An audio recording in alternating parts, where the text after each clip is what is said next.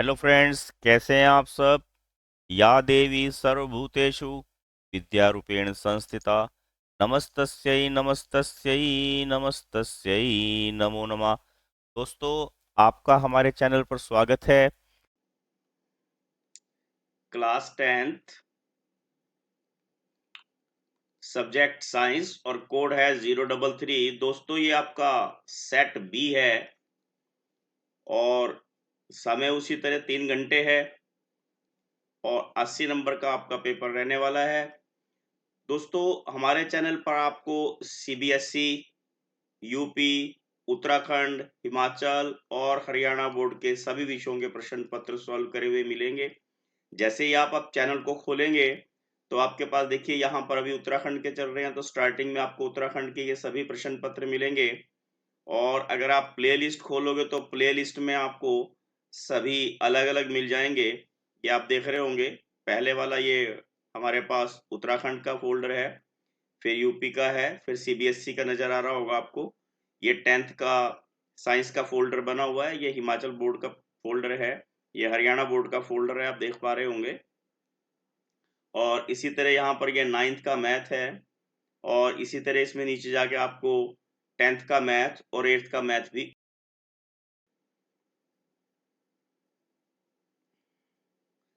अब देखिए दोस्तों, जर्नल इंस्ट्रक्शन आपके पास पिछले प्रश्न पत्र की तरह ही हैं। आपके पास यहाँ कुल 27 प्रश्न रहने वाले हैं।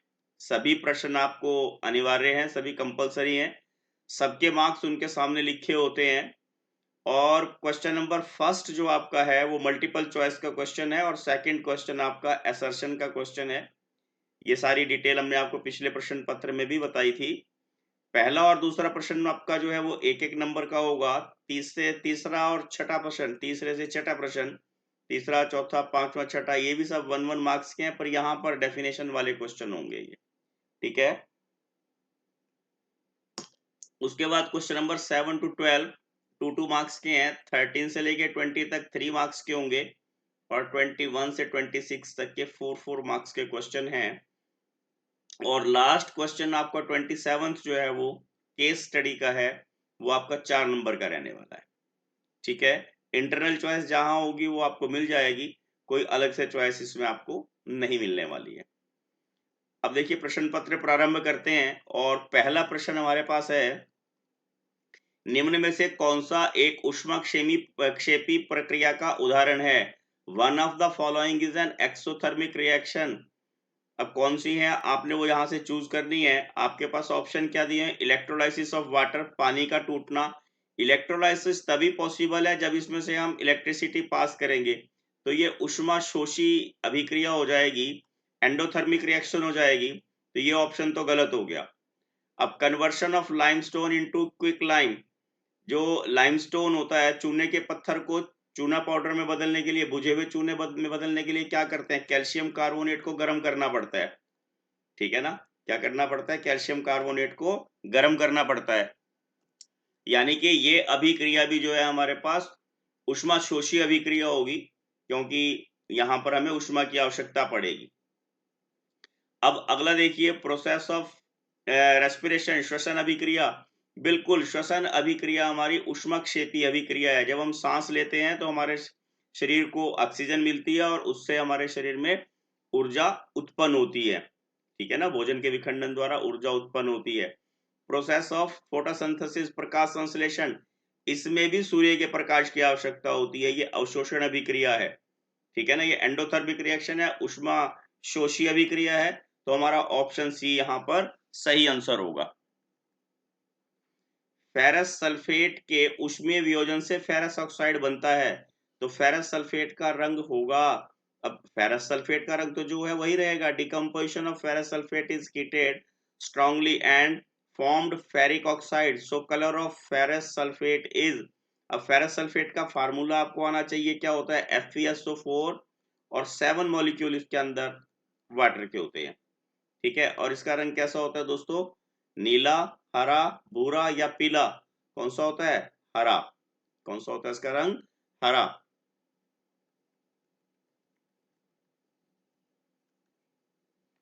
अगला प्रश्न देखिए, जलीय विलयन एक दिए गए लवण में से जो लाल लिटमस को नीला कर देता है। अब लाल लिटमस को नीला करने वाले विलेन छांटनी है। Aqua solution of one of the following salt will turn red litmus to blue. अब लाल लिटमस को नीला कौन करते हैं? अब नीले लिटमस को लाल करने वाले अम्ल होते हैं, एसिड्स करते हैं, जबकि दूसरा क्या है, लाल लिटमस से अगर नीला करना है तो वो हमारे बेस करते हैं। ठीक है, कौन करते हैं? वो बेस। और यहाँ पर K2SO4 potassium sulphate, Na2CO3 sodium carbonate, ammonium sulphate, और इसका सही ऑप्शन हमारे पास होगा सोडियम कार्बोनेट। ठीक है, सोडियम कार्बोनेट जो लाल लिटमस को यहाँ पर नीला कर देगा। अगला देखिए, दिए गए चित्र में उन कोशिकाओं को पहचानिए जिनमें प्रकाश संश्लेषण के लिए अत्यधिक मात्रा में गैसों का आदान प्रदान होता है। इसमें देख लेते हैं। In the following diagram identify the cell through which the massive amount of gaseous exchange take place for the photosynthesis. अब क्योंकि आपने यहाँ ये ध्यान रखना होता है, जिन कोशिकाओं में स्टोमेटा और उसके आसपास का स्थान ज्यादा होता है वहां पर गैसों का विनिमय ज्यादा हो जाता है। और यहाँ पर आपको फोर्थ नजर आ रहा होगा, इसमें जो गैस का स्थान है वो यहाँ रिक्त स्थान ज्यादा है, गैसों का आदान प्रदान ज्यादा कर पाती है जहां पे खुला स्थान मिलेगा उनको, जहां ज्यादा स्पेस होगा। ठीक। अब अगला प्रश्न देखिए, अमीबा में साधारण विसरण की प्रक्रिया किस भाग में होती है? In amoeba in which part of the body simple diffusion take place? केंद्रक में, खाद्य रिक्तिका में, कोशिका झिल्ली में, या कोशिका द्रव्य में? कहां पर होती है? इन सेल मेम्ब्रेन्स। कहां पर होती है ये? इन सेल मेम्ब्रेन्स। अमीबा में जो साधारण विसरण की प्रक्रिया है वो सेल मेम्ब्रेन्स में होती है। और विसरण के द्वारा ही अमीबा जो है अपने शरीर से अपशिष्ट पदार्थ बाहर निकालता है, या बाहर से पानी जो है उसका ठीक है ना, विसरण के द्वारा ही वो जल ग्रहण करता है और गैसों का आदान प्रदान होता है, और अपने शरीर से अपशिष्ट पदार्थ बाहर निकालने के लिए दूसरे विसरण प्रक्रिया की ही आवश्यकता पड़ती है। होता कहाँ के द्वारा है ये? सेल मेम्ब्रेन्स के द्वारा। अगला देखिए, उस विद्युत गुण का नाम बताइए जिनका चिन्ह ओमेगा है। Name the electric property of material which symbol is omega. Resistivity, potential difference, electric current, या रेजिस्टेंस? क्या होता है ओमेगा? बिल्कुल आपको समझ में आ गया, रेजिस्टेंस का होता है। ठीक है ना, प्रतिरोध का जो चिन्ह है वो ओमेगा वैसा है। ठीक है, अब नेक्स्ट प्रश्न देखिए, चार पदार्थों P, Q, R और S के अपवर्तनांक 1.77, 1.50, 1.31 और 1.36 हैं। प्रकाश की चाल सबसे अधिक किसमें होगी? The refractive index of four substances P, Q, R, S, R ये गिवन है। अब आपको क्या ध्यान रखना है दोस्तों, फार्मूला क्या होता है हमारे पास? जो स्पीड ऑफ लाइट होती है उससे हम इसको निकालते हैं, n = c/v। ठीक है ना। अब यहाँ पे स्पीड ऑफ लाइट क्या है? इन वैक्यूम वो c से डिनोट करते हैं, speed of light in medium उसको हम v से डिनोट करते हैं, रिफ्रैक्टिव इंडेक्स होता है। अब देखिए, अगर मैं v को उस तरफ शिफ्ट कर दूं तो c अपॉन हमारे पास n आ जाएगा। अब रिफ्रैक्टिव इंडेक्स वेलोसिटी के इनवर्सली प्रोपोर्शनल होगा। अगर ये रिफ्रैक्टिव इंडेक्स बढ़ेगा तो वेलोसिटी घट जाएगी। ठीक है ना, चाल घट जाएगी। अगर ये n जो है रिफ्रैक्टिव इंडेक्स अपवर्तनांक अगर कम होगा तो उसकी चाल अधिक होगी। अब आप यहाँ देखिए, सबसे कम अपवर्तनांक किसका है? ये हमारे पास तीसरा है, यानी कि R। तो ऑप्शन सी, R और C हमारा जो है यहाँ सही आंसर होगा। अब अगला प्रश्न देखिए, अम्लीय वर्षा का पीएच मान 5.6 से कम होता है। इसमें से कौन सी गैस अम्लीय वर्षा के लिए जिम्मेदार नहीं है? नहीं भी ध्यान रखना है। pH of acid rain is less than 5.6 in the given gas, which one is not responsible for the acid rain? Sulphur trioxide, sulphur dioxide, nitrogen dioxide, carbon monoxide जो है इसका सही आंसर होगा। कार्बन मोनोऑक्साइड गैस जो है वो responsible नहीं होती। ठीक है ना, ये अम्लीय वर्षा के कारण, इसके कारण अम्लीय वर्षा नहीं होती। क्यों? क्योंकि यह वायुमंडल में मौजूद पानी के साथ जल्दी से मिक्स नहीं होती, अभिक्रिया नहीं करेगी। बाकी सभी जो है sulphur trioxide, sulphur dioxide, nitrogen dioxide, ये सब जल के साथ घुल के जो है वो अम्ल बनाते हैं। अगला देखिए, एलपीजी किचन स्टोव से में जलती है, इसमें से कौन सा कथन सत्य नहीं है? LPG is in a kitchen stove, which of the following statement is not correct? हमने ये बताना है कि इसमें करेक्ट कौन सी नहीं है। अब देखो क्या लिखते हैं वो, LPG has a high caloric value, LPG का ऊष्मीयमान अधिक होता है, ये बिल्कुल ठीक बात है। LPG very clean and neat domestic fuel, ये स्वच्छ और साफ घरेलू ईंधन है, ये भी बात ठीक है। LPG produce poisonous gas on burning, LPG जलने पर विषाक्त गैस निकालती है, ये बात गलत है। अगर ये विषाक्त गैस निकालती, पॉइजनस गैस निकालती, तो हम इसे रसोई में इस्तेमाल नहीं कर सकते थे। और butane gas is the main part of LPG, LPG का मेन पार्ट क्या होता है? ब्यूटेन, ये बात भी ठीक है। तो ऑप्शन सी यहां पर हमारे पास सही आंसर होगा। अगला प्रश्न देखिए, एकांक समय में प्रवाहित होने वाले आवेश का मात्रक है, unit for the flow of charge per unit time is, क्या होता है? कूलाम, वोल्ट, वाट या एम्पियर? क्या होता है यहाँ पर? एम्पियर, ठीक है ना? क्या है? Ampere, flow of charge per unit क्या टाइम क्या है? एम्पियर। इसको फाइंड आउट कैसे करते हैं आपको ये भी ध्यान होगा। आई इज इक्वल टू, ध्यान है आपको ये, ठीक है ना? ये फार्मूला होता है इसका। और अगर एम्पियर निकालना हो तो 1 एम्पियर किसके बराबर होता है? 1 कूलाम पर सेकंड, ठीक है ना? 1 सेकंड में जितने कूलाम, 1 कूलाम अगर विद्युत प्रवाहित की जाए तो 1 एम्पियर विद्युत धारा जो है वो मापी जाती है। अब यहाँ सेकंड ऑप्शन क्वेश्चन देखिए, निम्नलिखित प्रश्न खंडों में 2 कथन दिए गए हैं, प्रश्न खंडों के सही उत्तर का चयन कीजिए, जिनमें से एक अभिकथन है, एक आपके पास कारण है। आप यहाँ देखिए क्या दिए हुए हैं, अगर आपके पास दोनों ठीक होंगे और आर ए की सही व्याख्या करता है तो ऑप्शन ए चूज करना है। अगर ए और आर दोनों ठीक हैं परंतु आर ए की सही व्याख्या नहीं करता तो आपने बी चूज करना है। और अगर आपके पास असर्शन ठीक है, रीजन गलत है, तो आपने सी चूज करना है। और अगर असर्शन गलत है और रीजन राइट है तो आपने डी चूज करना है, ठीक है। अब देखिए, जिंक ऑक्साइड एक उभयधर्मी ऑक्साइड है, बिल्कुल ठीक बात है ये। धातु के वे ऑक्साइड जो ना तो अम्लों के साथ क्रिया करते हैं और ना ही क्षारों के साथ अभिक्रिया करते हैं, उदासीन ऑक्साइड कहलाते हैं, ये बात भी बिल्कुल ठीक है। परंतु इसके कारण उभयधर्मी ऑक्साइड नहीं बनता जिंक, ठीक है। तो आर ए की सही व्याख्या नहीं करता, ए और आर दोनों ठीक हैं परंतु आर ए की सही व्याख्या नहीं करता, तो ऑप्शन बी हमें आंसर के रूप में यहां चुनना होगा, ठीक। और इसी में अगला प्रश्न है, हमारी लिखने तथा बातचीत करने की क्रियाओं में हमारा तंत्रिका तंत्र पेशियों तक संदेश भेजता है, बिल्कुल ठीक है। इन our actions of writing or talking system communicate with the muscles, बिल्कुल ठीक बात है ये।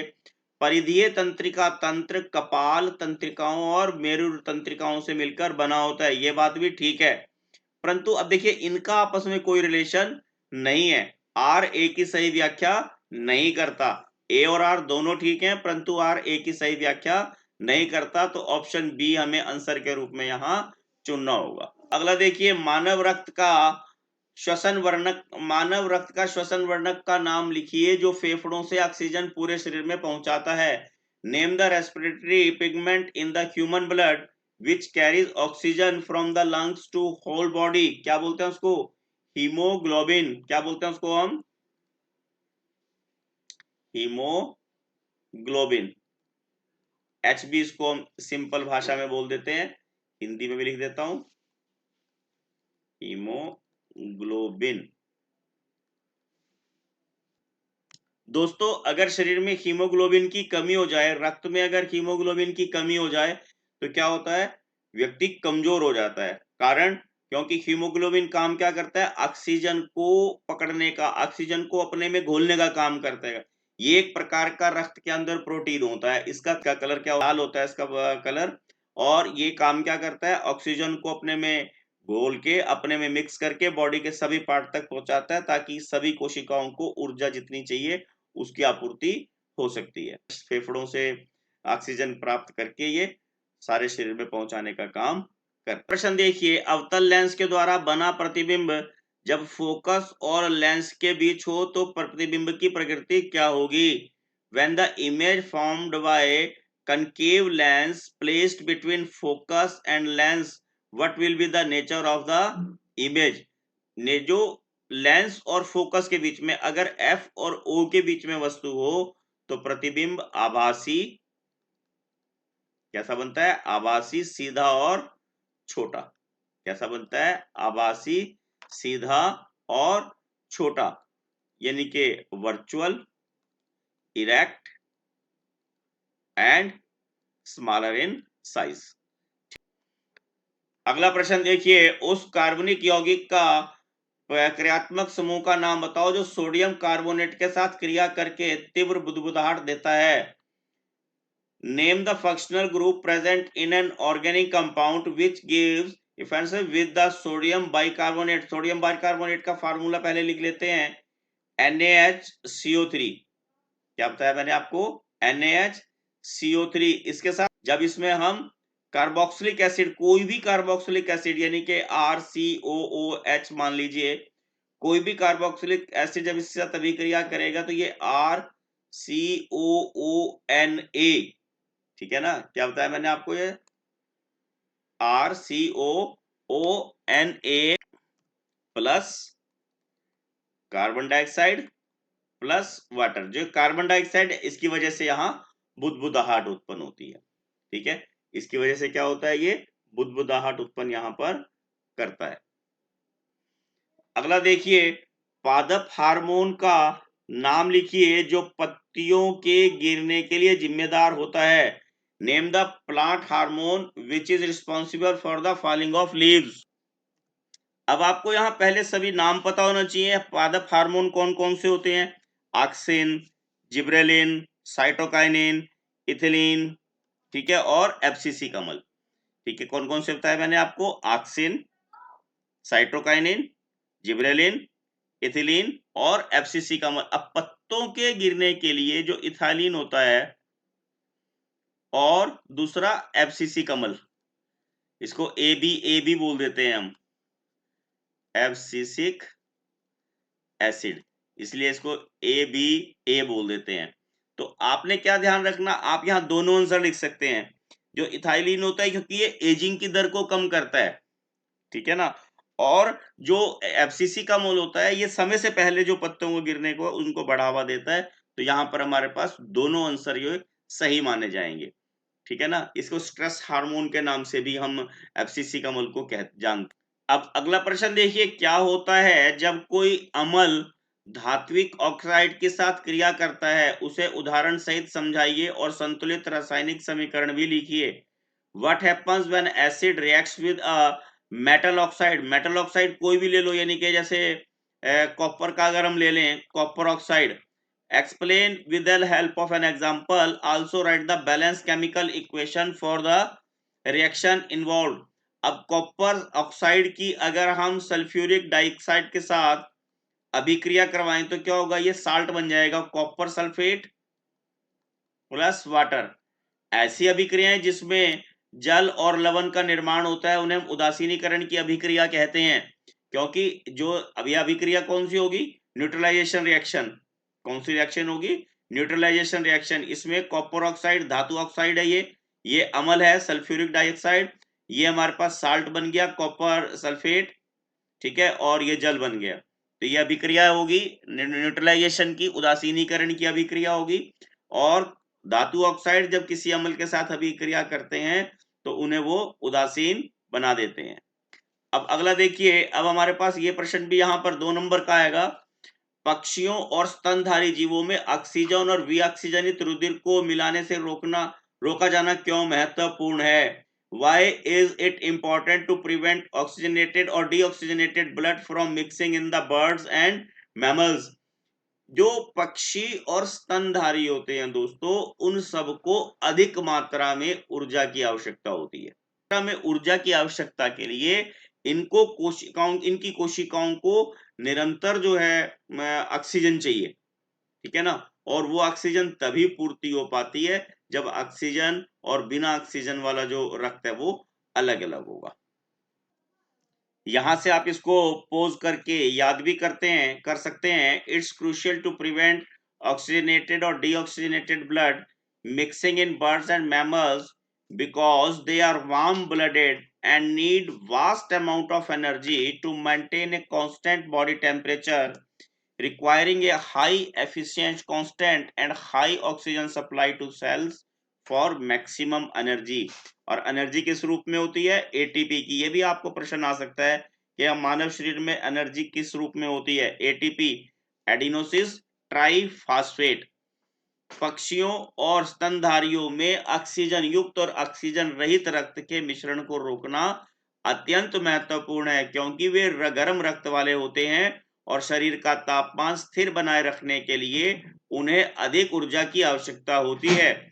इसके लिए कोशिकाओं को निरंतर और उच्च ऑक्सीजन की कुशल आपूर्ति की आवश्यकता होती है, जिससे अधिकतम ऊर्जा एटीपी का उत्पादन हो सके। यह तभी संभव है जब ऑक्सीजन युक्त और ऑक्सीजन रहित रक्त आपस में ना मिले। ठीक हो। अब अगला प्रश्न देखिए, जब किसी 20 ओम प्रतिरोध वाले तार को खींचा जाता है तो उसकी लंबाई दुगनी हो जाती है, तो इस तार का नया प्रतिरोध क्या होगा? A piece of wire of 20 ohm resistance is drawn out so that its length is increased to twice its original length. Calculate the resistance of the wire in the new situation. दोस्तों आपने क्या ध्यान रखना, जो wire starting में थी और जो वायर आपको खींचने के बाद मिली, दोनों का आयतन, दोनों का वॉल्यूम समान होगा। ठीक है, क्या बताया मैंने आपको कि दोनों स्थितियों में वॉल्यूम उसका समान होगा, उसमें कोई परिवर्तन नहीं आएगा। और हम रेजिस्टेंस कैसे निकालते हैं, आपको ये भी ध्यान होगा। R is directly proportional to, हम क्या करते हैं, एल अपॉन ए, लेंथ और एरिया ऑफ क्रॉस सेक्शन। और अगर हम इसको सिंपल वे में लिखें तो R is equal to new और L upon A. L means length of the चालक, मतलब कंडक्टर की जो लेंथ है, चालक की लंबाई, और एरिया ऑफ क्रॉस सेक्शन। अब आप एरिया ऑफ क्रॉस सेक्शन और वॉल्यूम का आपस में एक बार रिलेशन निकालेंगे, तभी हम आंसर को यहां पर निकाल पाएंगे। अब देखिए वॉल्यूम क्या होगा, जितनी उसकी टोटल लेंथ है into area of cross section. ठीक, अगर हम यहां से एरिया फाइंड आउट करना चाहें तो एरिया क्या होगा, वॉल्यूम अपॉन लेंथ। ठीक है, ये हमारे क्वेश्चन का ही पार्ट है दोस्तों। अब हमने आर फाइंड आउट करना है तो आर कैसे निकलेगा, ये कांस्टेंट है, ठीक है ना, ये तो धातु के अकॉर्डिंग कांस्टेंट रहेगा। और एल अपॉन ए की जगह मैं वी अपॉन एल लगा दूंगा अगर, तो मेरे पास हो जाएगा एल स्क्वेयर अपॉन वी। ठीक है, क्या हो जाएगा मेरे पास, एल स्क्वेयर अपॉन वी। अब देखिए आर जो है डायरेक्टली प्रोपोर्शनल होता है लेंथ के। अब लेंथ अगर डबल कर दी जाए तो क्या फर्क पड़ेगा, अब इसका रिलेशन आप निकाल लीजिए। और हमने बताना क्या है यहाँ पे कि रेजिस्टेंस पहली स्टेज में क्या था और सेकंड में क्या था। सपोज करो सेकंड स्टेज में R2 रेजिस्टेंस मान लेते हैं और फर्स्ट स्टेज में R1 मान लेते हैं। लेंथ अब हमारे पास मान लो L2 होगी और पहले मान लो L1 थी।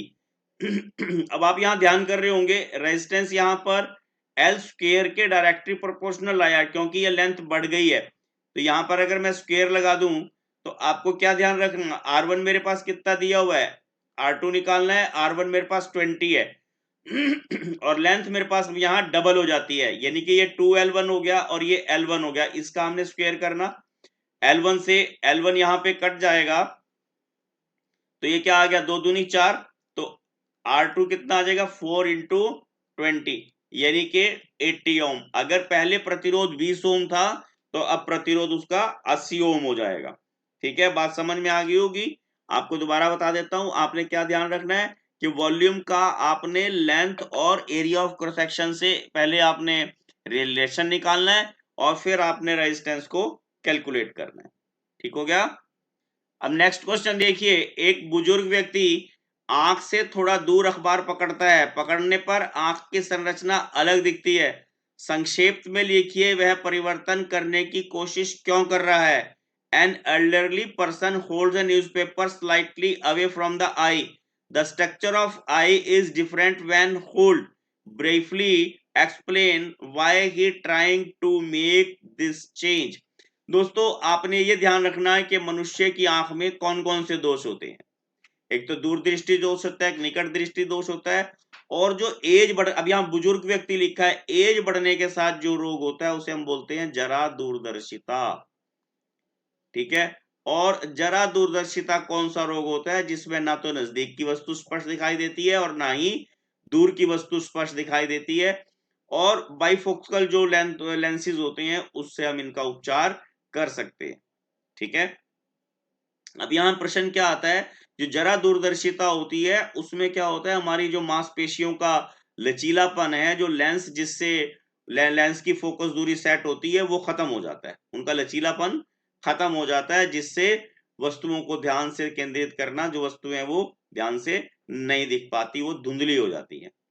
ठीक है ना, क्या बताया मैंने आपको, उससे क्या होता है, वस्तुएं धुंधली हो जाती है क्योंकि मांसपेशियां लेंस की फोकस दूरी को सेट नहीं कर पाती और प्रतिबिंब रेटिना तक नहीं पहुंच पाता। इसको यहां से आप याद कर सकते हैं, N elderly person holds a newspaper farther away due to presbyopia and age related loss of eyes lens flexibility that makes focusing on near objects difficult, causing blurred vision. Moving the text away allow them to find a distance where the stiff lens can focus light onto the retina for clear sight. ठीक है, एक बुजुर्ग व्यक्ति जरा दूरदर्शिता के कारण अखबार को दूर से पकड़ता है। जरा दूरदर्शिता उम्र से संबंधित आंखों के लेंस के लचीलेपन में कमी है, जिससे पास की वस्तुओं पर ध्यान केंद्रित करना बहुत मुश्किल हो जाता है और दृष्टि धुंधली हो जाती है। अखबार को दूर ले जाने से उन्हें एक ऐसी दूरी मिल जाती है जहां कठोर लेंस प्रकाश को रेटिना पर केंद्रित कर सके, जिससे वस्तु जो है वो स्पष्ट दिखाई दे सकती है। ठीक है, आप इसको यहां से पोज करके लर्न कर सकते हैं। और अगला प्रश्न देखिए, नए ब्रायोफिलियम के पौधे किस प्रकार पुराने पौधों की पत्तियों से बनते हैं?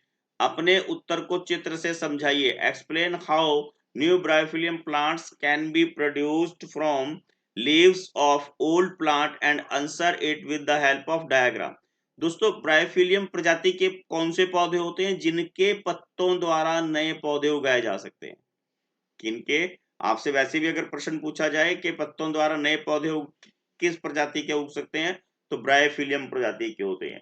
इसमें क्या होता है, जो पुराना पौधा उसकी पत्तियों के जो किनारे हैं वो नीचे गिर जाते हैं। मान लो कोई पत्ती गिर गई तो वहीं से वो नया पौधा विकसित हो जाता है जब वो, परंतु उसकी कंडीशंस क्या है कि जहां वो गिरे वो मिट्टी नम होनी चाहिए, नमी वाली मिट्टी होनी चाहिए। जैसे ही वो नमी वाली मिट्टी में गिरेगा वो नया पौधा बन जाता है। और पौधे उगने की यह विधि कायिक प्रवर्धन कहलाती है। आपको कायिक प्रवर्धन वाला प्रश्न भी आ सकता है। बिना बीज के नए पौधे उगाने की विधि कायिक प्रवर्धन कहलाती है। देखिए, आप यहाँ देख पा रहे होंगे, ये बड है और इस बड से जो है ये प्लांट यहाँ पर डेवलप हो गया है। ठीक है, लिख देता हूं इसको भी एक बार। New Bryophyllum plants grow from the leaf margin of an old plant through vegetative propagation. ऊपर बताया था जैसे मैंने आपको, नए जो ब्रायोफिलियम पौधे हैं पुराने पौधे की पत्तियों के किनारों से कायिक प्रवर्धन के माध्यम से उगते हैं, जहां छोटे और पूर्ण पौधे खांचों में बनते हैं और अलग हो जाते हैं, और नम मिट्टी पर गिरने पर स्वतंत्र पौधे के रूप में ये विकसित हो जाते हैं। और अब इसी में हमारे पास चॉइस है, अमीबा द्वारा दर्शाए जाने वाले पोषण के प्रकार का नाम बताइए। व्याख्या कीजिए कि यह जीव अपना भोजन किस प्रकार ग्रहण करता है। Name the type of nutrition existed in the bioamoeba. Explain how food is taken in the digested by this organism. दोस्तों, होता क्या है कि जो अमीबा है, पहले तो ये बताते हैं किस विधि द्वारा होलोजोइक होती है, इसको होलोजोइक न्यूट्रिशन बोल देते हैं हम। होलोजोइक न्यूट्रिशन, भक्ष्यकाणु विधि द्वारा यह भोजन ग्रहण करता है। और यह जो इसमें एक उंगली जैसी संरचनाएं होती हैं, जो भी कोई ठोस पदार्थ होता है उसको ये ग्रहण कर लेते हैं और खाद्य रिक्तिकाओं में पहुंचा देते हैं। वहां पर जो डाइजेस्टिव एंजाइम्स होते हैं वो डाइजेस्टिव एंजाइम्स इनको ब्रेक डाउन कर देते हैं और कोशिका द्रव्य में, साइटोप्लाज्मा में उसको अवशोषित कर दिया जाता है। ठीक है, अब जैसे मान लीजिए अमीबा हमारे पास ये इस तरह की संरचना है, और अमीबा किसी, ये हमारे पास यहाँ पर मान लीजिए बारीक सा मैं आपको दिखा रहा हूँ, ये सर्कल किया मैंने, ये फूड पार्टिकल है। तो अमीबा क्या करेगा, इसके नजदीक जाएगा और नजदीक जाके सपोज कीजिए ये फूड पार्टिकल के नजदीक यहां पर आ गया और अपनी संरचना को इस प्रकार चेंज कर लेता है ताकि फूड पार्टिकल इसके सर्कल में आ जाए। ठीक है, ये देख रहे होंगे आप। और लास्ट में क्या होगा, ये आपस में यहां पर जुड़ जाएंगे दोनों। ये जो कूटपाद है, इसको हम हिंदी में कूटपाद बोलते हैं। ये जो संरचना थी,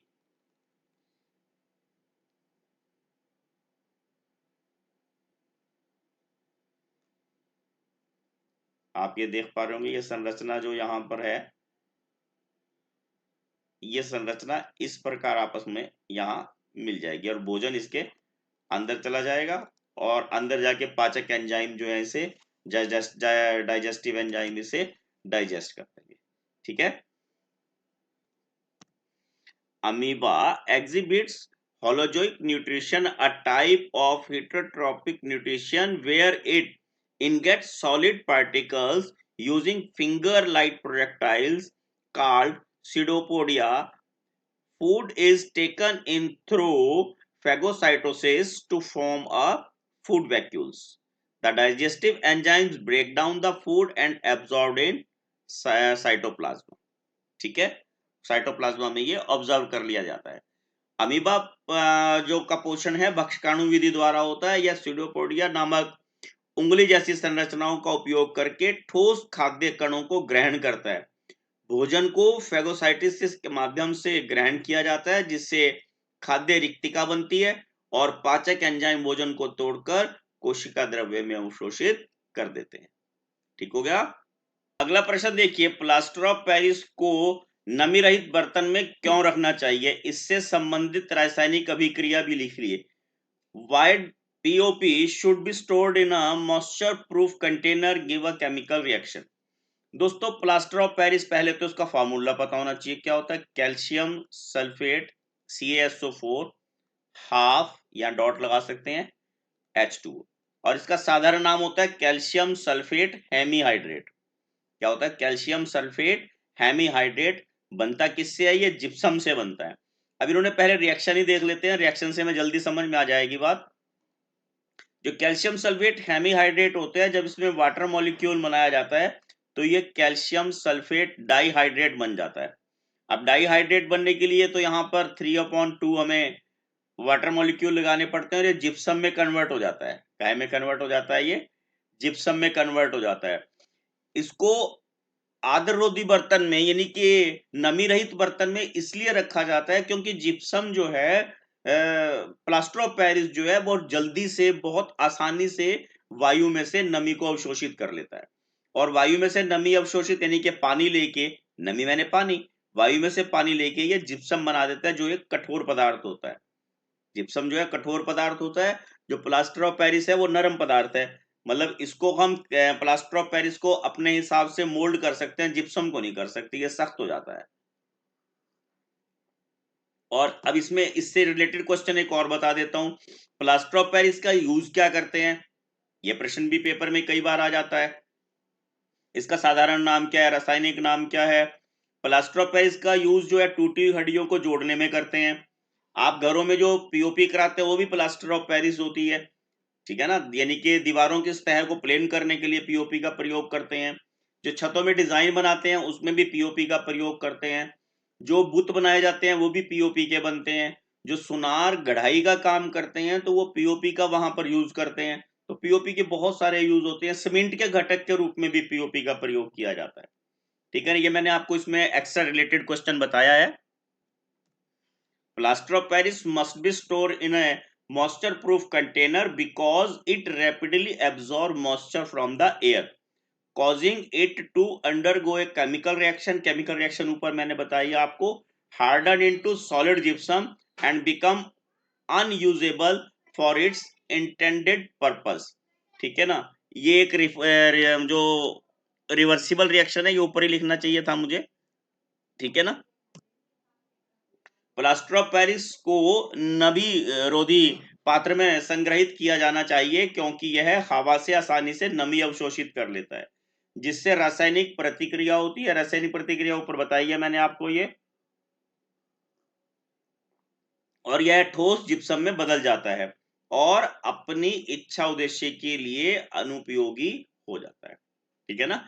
हमने करना क्या होता है, पीओपी से कोई मान लो हमने कोई बुत बनाना है या कोई और यूज करना है तो वो हम नहीं कर पाएंगे। अब अगला प्रश्न देखिए, ओजोन परत की क्षति चिंता का विषय क्यों है? इस क्षति को सीमित करने के क्या कदम उठाए गए हैं? Why is damage of ozone layer a cause for concern? What step has been taken to limit this damage? दोस्तों, ओजोन परत हमारे लिए सुरक्षा कवच का काम करती है। ये अल्ट्रावायलेट रेज को, जो पराबैंगनी किरणें, सूर्य की जो पराबैंगनी किरणें हैं उनको पृथ्वी पर आने से रोकती है, उनको ये अवशोषित कर लेती है। ठीक है। अगर ये पृथ्वी पर आ जाए तो क्या दिक्कत होगी? जो स्किन कैंसर है वो हो जाएगा, आंखों की जो बीमारी मोतियाबिंद है वो हो जाएगी। ठीक है। मनुष्य की जो प्रतिरक्षा प्रणाली होती है, इम्यून सिस्टम होता है, उसको डैमेज कर देती है। ठीक है। ये अल्ट्रावायलेट रेज पौधों के लिए और जो सूक्ष्म जीव होते हैं उनके लिए, समुद्री जीवों सभी के लिए हानिकारक होती है। और इसको रोकने के क्या उपाय हैं? इसके लिए जो गवर्नमेंट ने भी कुछ रूल बनाए थे 1987 में। ठीक है। वो अंतरराष्ट्रीय एक संधि हुई थी। एरोसेल पेंट है और रेफ्रिजरेटर का है, उसमें क्लोरोफ्लोरोकार्बन का जो damage to ozone layer is a major concern because it shields earth from harmful ultraviolet rays. Depletion of ozone increase the risk of skin cancer, immune system damage, etc. ठीक है। Damage of human system, immune system होता है। अब steps क्या है? Montreal protocol 1987, ये international treaty हुई थी एक, इसमें जो है ओजोन के उत्सर्जन को कम करने के उपाय बताए गए थे। और जो CFC है, क्लोरोफ्लोरोकार्बन है, जो ओजोन परत को क्षय पहुंचाने वाली है, एरोसोल पेंट है और रेफ्रिजरेशन में इनमें इसका जो यूज है उसको कम करने के उपाय बताए थे। और दूसरे उपयोग के भी कोई और कौन सी गैस इसमें हम यहाँ यूज कर सकते हैं। ओजोन परत को नुकसान एक चिंता का विषय है क्योंकि यह पृथ्वी पर हानिकारक पराबैंगनी किरणों से बचाती है और इसके क्षय से क्या होगा? त्वचा कैंसर, मोतियाबिंद, मनुष्यों में प्रतिरक्षा प्रणाली को नुकसान पहुंचाना, पौधे और समुद्री जीवों को हानि पहुंचती है इससे। ठीक है। अब इसके उठाए गए कदमों में क्या आता है? मॉन्ट्रियल प्रोटोकॉल 1987 शामिल है, जो एक अंतरराष्ट्रीय संधि है जिसके तहत एरोसेल और रेफ्रिजरेट में उपयोग होने वाले क्लोरोफ्लोरो जैसे ओजोन क्षयी पदार्थों का चरणबद्ध तरीके से समाप्त किया जा रहा है। ठीक है ना। उनका जो यूज है उसको रिड्यूस किया जा रहा है, कम से कम उनको ताकि यूज किया जाए, ताकि जिससे ओजोन परत क्षय होने से हमारी बच जाए। इसी में हमारे पास चॉइस है, व्याख्या कीजिए कि किस प्रकार खाद्य आहार जो श्रृंखला है उनके द्वारा हानिकारक रसायन हमारे शरीर में पहुंचते हैं। मानव शरीर में इन हानिकारक रसायनों की सांद्रता अधिकतम क्यों होती है? Explain how some harmful chemical enters our bodies through the food chain. Why is concentration of these harmful chemicals found to be in maximum in human being. दोस्तों, जो हानिकारक रसायन होते हैं जब इनको पौधों में डाला जाता है तो पौधे इन्हें अवशोषित कर लेते हैं। ठीक है। और उन पौधों को जब हम ग्रहण करते हैं तो ये हमारी खाद्य श्रृंखला में प्रवेश हो जाते हैं। ठीक। और ये जैसे ही पौधे इनको अवशोषित करते हैं, खाद्य श्रृंखला में प्रवेश करते हैं, तो ये शाकाहारी तक पहुंच जाते हैं। जब उन शाकाहारी को मांसाहारी खाते हैं तो वो उनमें पहुंच जाते हैं। जैसे जैसे ये आगे बढ़ते हैं इनकी सांद्रता अधिक होती चली जाती है। ठीक है ना। इसे हम जैव आवर्धन भी बोलते हैं। क्या बोलते हैं इसको हम? जैव आवर्धन। जिसके कारण क्या होता है, मनुष्य में इसकी सांद्रता सबसे अधिक होती है। क्यों?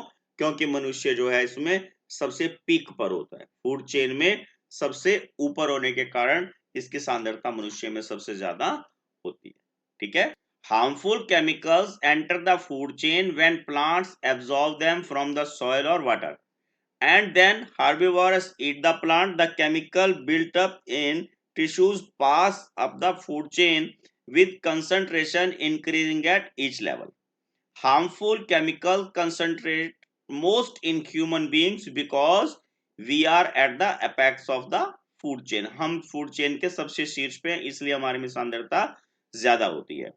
हानिकारक रसायन पौधों द्वारा अवशोषित होने पर खाद्य श्रृंखला में प्रवेश करते हैं और फिर शाकाहारी जीवों तक पहुंचते हैं, और मांसाहारी जीवों तक पहुंचते पहुंचते इनकी सांद्रता बढ़ जाती है। इस प्रक्रिया को हम जैव आवर्धन कहते हैं, जिसके परिणाम स्वरूप मनुष्यों में इनका स्तर अधिकतम हो जाता है, क्योंकि हम खाद्य श्रृंखला के शीर्ष पर विद्यमान। ठीक हो गया।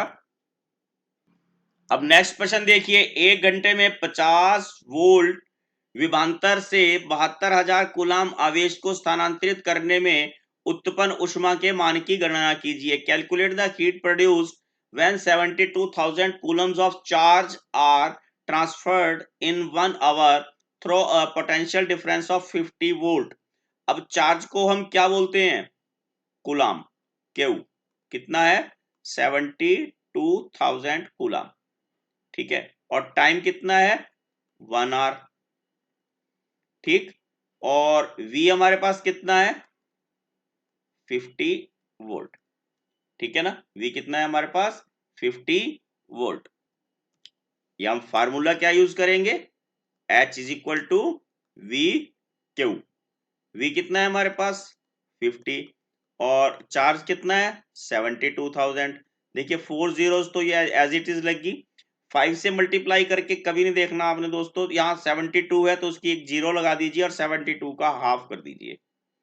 ठीक है, अब ये क्या आ गया हमारे पास? 36 लाख जूल आ गए। अगर इसको हमने स्टैंडर्ड फॉर्म में कन्वर्ट करना तो 3.6 इंटू 10⁻6 जूल हमारा यहाँ पर आंसर आ जाएगा।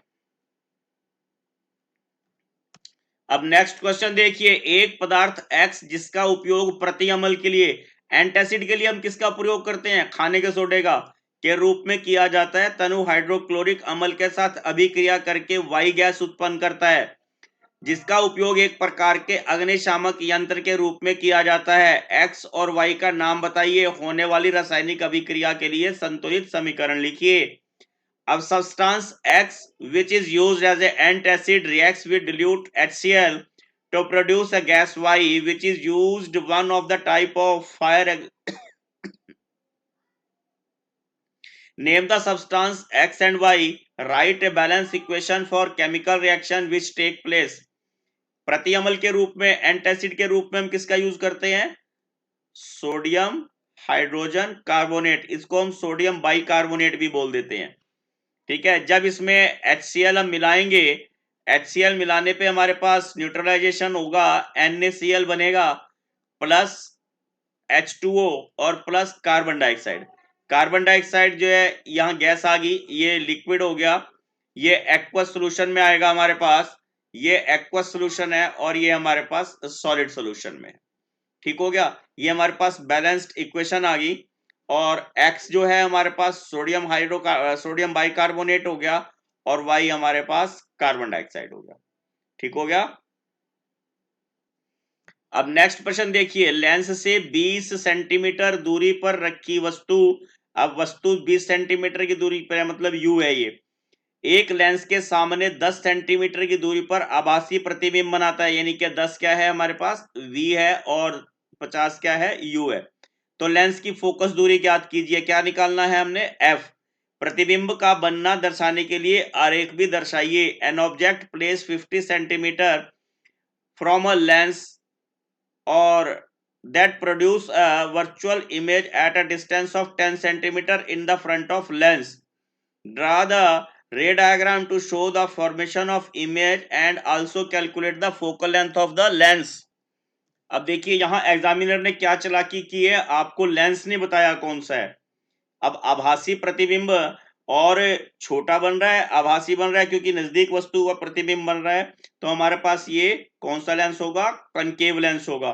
तो हमें U जो है वो -50 सेंटीमीटर हो जाएगा, और V -10 सेंटीमीटर हो जाएगा। अवतल लेंस के लिए हमें दोनों सभी चीजें माइनस में लेनी पड़ती हैं।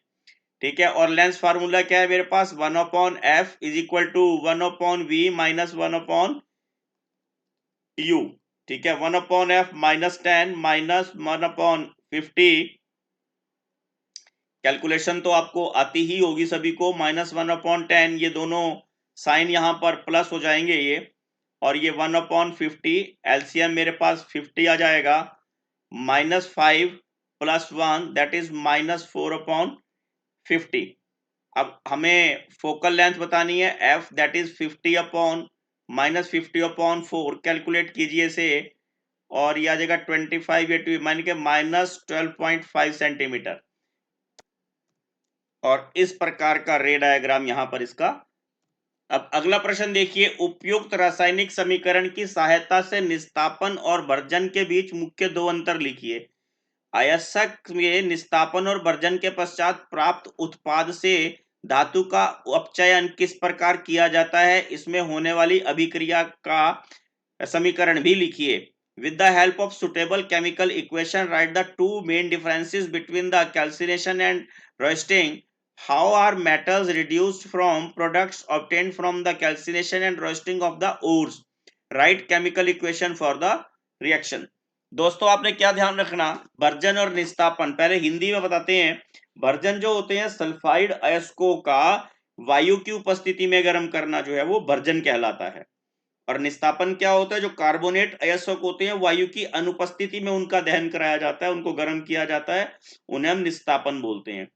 अब सीधी सी बात है, भर्जन है सल्फर, जो सल्फर अयस्क है तो सल्फर डाइऑक्साइड गैस निकलेगी, और निस्तापन है वो कार्बोनेट अयस्क है तो उसमें कार्बन डाइऑक्साइड निकलेगी। एक अंतर ये हो गया। पहला अंतर क्या बताया, भर्जन जो है वायु की उपस्थिति में होता है और निस्तापन वायु की अनुपस्थिति में होता है। भर्जन में सल्फर डाइऑक्साइड निकलती है, निस्तापन में कार्बन डाइऑक्साइड निकलती है, ठीक है ना। और जो सल्फर अयस्क होते हैं, सल्फाइड अयस्क होते हैं, उनका ऑक्साइड में परिवर्तन होता है, ठीक है ना। और धातु कार्बोनेट में, अब लिख देता हूं इसको फिर आपको स्पष्ट समझ में आ जाएगा। जिंक सल्फेट का या लेड सल्फेट का हम यहाँ एग्जांपल कोई भी ले सकते हैं। अगर आप इसको ऐसे भी समझना चाहें, देखिए जैसे मान लो जिंक कार्बोनेट है ZnCO3, जब इसको हम हीट करेंगे तो ये जिंक ऑक्साइड और कार्बन डाइऑक्साइड में कन्वर्ट हो जाएगा, ठीक है ना। ये हमारे पास निस्तापन हो जाता है, ठीक है ना, और इसको कैल्सिनेशन बोलते हैं हम। और अगर इसी में अगर हम इसको ध्यान करें, अगर यहाँ पे हमारे पास जिंक सल्फेट हो और जिंक सल्फेट में जब ऑक्सीजन मिलेगी और इसको गर्म करेंगे तो ये जिंक ऑक्साइड और सल्फर डाइऑक्साइड में कन्वर्ट हो जाता है। ये बैलेंस नहीं है, बैलेंस कर देता हूं इसको, ठीक है। ये हमारे पास क्या होगी, कैल्सिनेशन होगी और ये होगी रोस्टिंग। समझ में आ गया। यहाँ पे कार्बोनेट अयस्क होते हैं, यहाँ पे हमारे पास सल्फाइड अयस्क होते हैं। जब मैं इनका डिफरेंस आपको डिफरेंस लिख के दिखा देता हूँ, डिफरेंस में मैं एग्जांपल भी अलग अलग ले लूंगा ताकि आप इसमें पजल ना हो। देखिए रोस्टिंग में क्या होता है, heat sulphide ores with the excess of air to form oxides. Calcination heats carbonate ores in absence of air to form the oxides. Roasting is primarily from sulfide ores or calcination is used for carbonates and hydrates ore. Sulfur dioxide is released in this process और carbon dioxide is released in this process. यहाँ पे देखिए zinc sulphide जो है उसमें हमने ये O2 ऐसे लिखा जाएगा, ऑक्सीजन की प्रेजेंस में ये जिंक ऑक्साइड बनाएगा और यहाँ सल्फर डाइऑक्साइड बन जाती है। इसको आपने 3 और उसको थोड़ा सा नीचे अपने आप इमेजिन कर लेना है क्योंकि ये टाइपिंग मिस्टेक है। और यहाँ पे जिंक कार्बोनेट है, ये जिंक ऑक्साइड और कार्बन डाइऑक्साइड में कन्वर्ट हो जाता है। हिंदी वालों को भी बता देता हूं, यहाँ पे लिख देता हूं भर्जन और ये निस्तापन।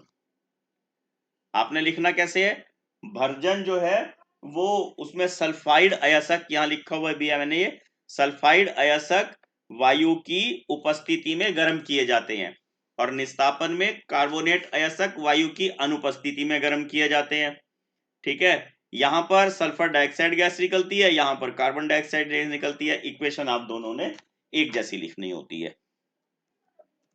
और अगला प्रश्न देखिए, मानव में मूत्र निर्माण की प्रक्रिया में मुख्य चरणों को समझाइए।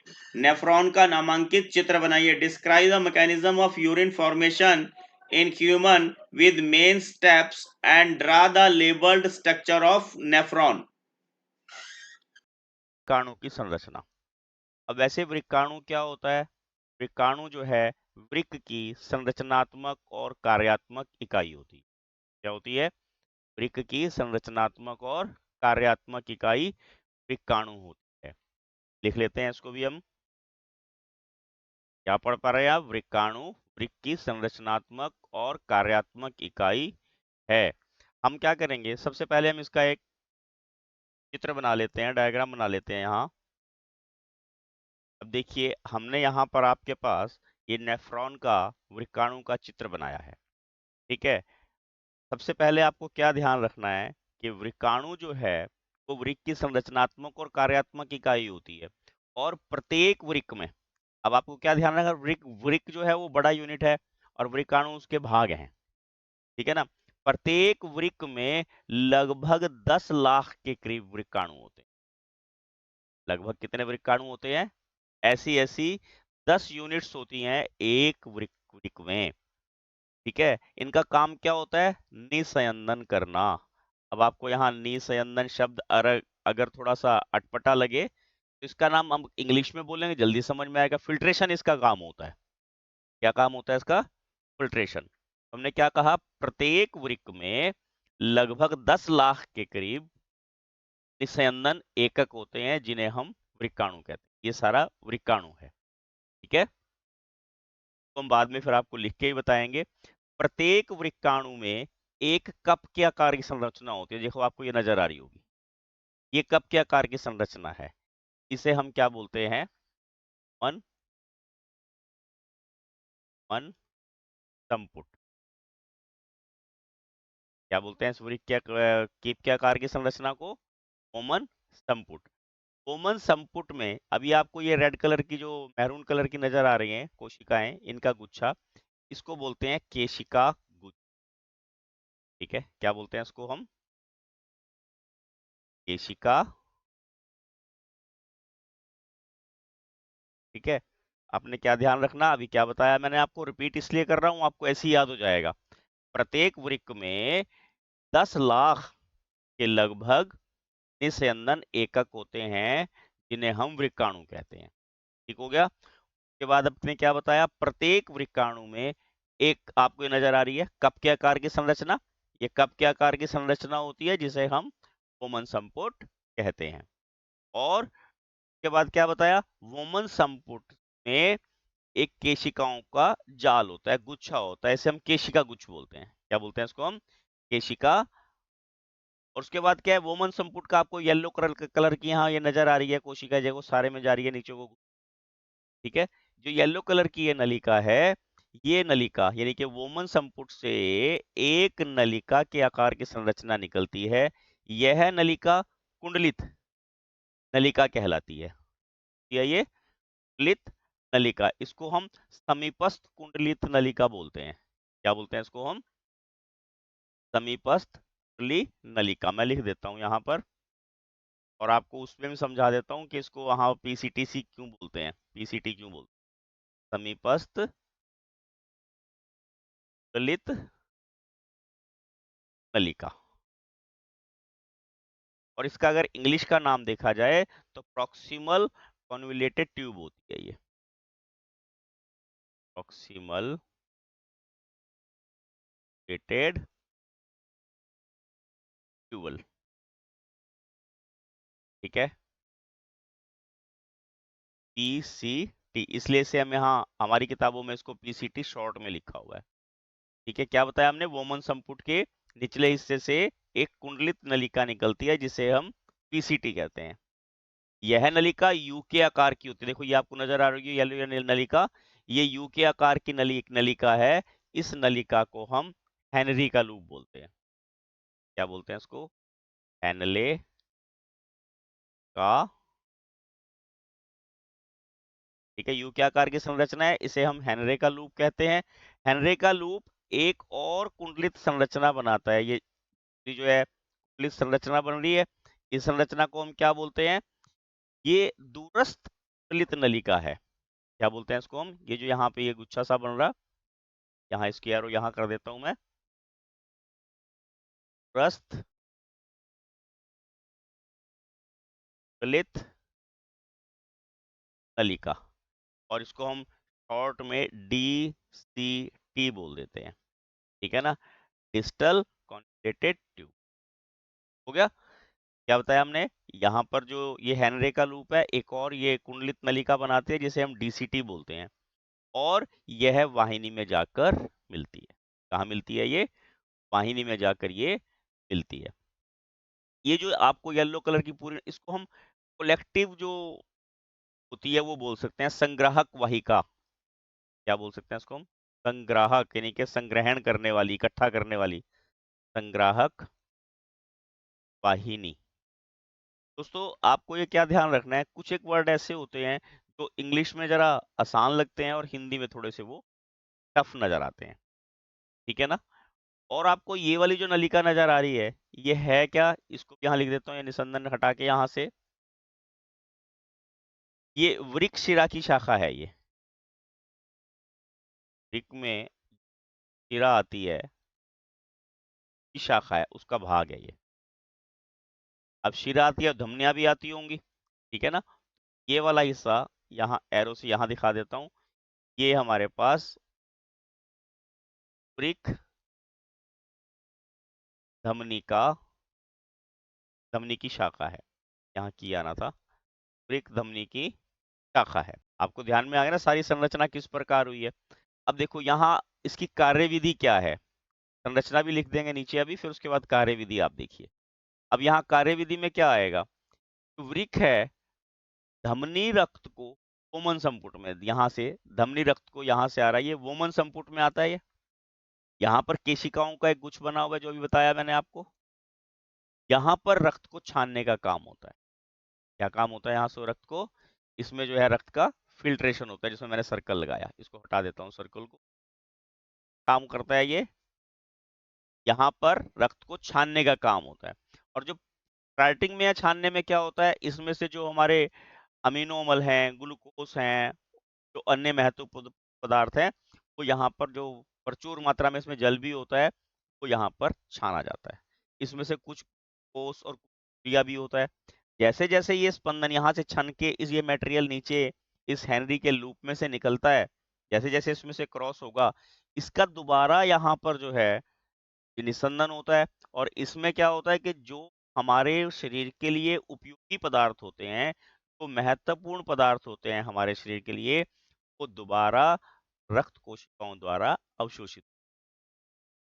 ठीक है? रक्त कोशिकाओं द्वारा अवशोषित कर लिए। और उसके बाद क्या होता है, अधिक पानी, जितना फालतू हमारे यहाँ पानी है, यूरिया है या दूसरे भी खाल बेकार के पदार्थ हैं, वो सारे यहाँ पर हमारे पास मूत्राशय में मूत्र के रूप में शरीर से बाहर निकल जाते हैं। संग्राहक वाहिका के द्वारा यहाँ से वो सब बाहर निकल जाते हैं। ठीक है? आपको ध्यान आ गया होगा। दोबारा बता देता हूँ कि जो वृक्क धमनी है, यहाँ से रक्त आएगा, यहाँ केशिका गुच्छ है, यहाँ पे फिल्ट्रेशन होगा, प्रारंभिक जो छानने की क्रिया है वो यहाँ पर होती है। इसमें से बहुत सारे इंपॉर्टेंट मटेरियल जो है वो शरीर जो है रोक लेता है, शरीर में अवशोषित हो जाते हैं। और जब ये छना हुआ पदार्थ इस ये येलो कलर की आपको ट्यूब में से गुजरेगा, ये हेनरी का लूप है, इसमें दोबारा जो अवशोषण का काम होता है, जो हमारे शरीर के लिए इंपॉर्टेंट मटेरियल्स होते हैं, वो यहाँ से दोबारा अवशोषित कर लिए जाते हैं। और बचा हुआ मटेरियल जिसमें फालतू पानी या और वेस्ट मटेरियल है, वो यहाँ से मूत्राशय में चला जाता है और मूत्राशय से मूत्र के रूप में शरीर से बाहर निकल जाता है। मैंने बोला वो मैं सारा एक बार यहाँ पर आपको लिख भी देता हूँ, क्योंकि अगर आपने नोट करना है, दोबारा दोबारा पढ़ना है, तो आप उसको वहां देख सकते हैं। देखिए सब मैंने यहाँ लिख भी दिया। वृक्काणु की संरचना, प्रत्येक वृक्क में लगभग 10 लाख निस्यंदन एकक होते हैं, जिन्हें वृक्काणु कहते हैं। प्रत्येक वृक्काणु में एक कप के आकार की संरचना होती है, जिसे हम वन संपुट कहते हैं। वन संपुट में केशिकाओं का एक जाल होता है, जिसे केशिका बोलते हैं। ये मैंने आपको चित्र में भी दोनों पर बताई थी। के बाद क्या कहते हैं, वोमन संपुट से एक नलिका के आकार की संरचना निकलती है। यह नलिका कुंडलित नलिका पीसीटी कहलाती है। मैंने यहाँ पर वो समीपस्थ और दूरस्थ नहीं लिखा, अगर आप लिखना चाहो तो लिख सकते हो।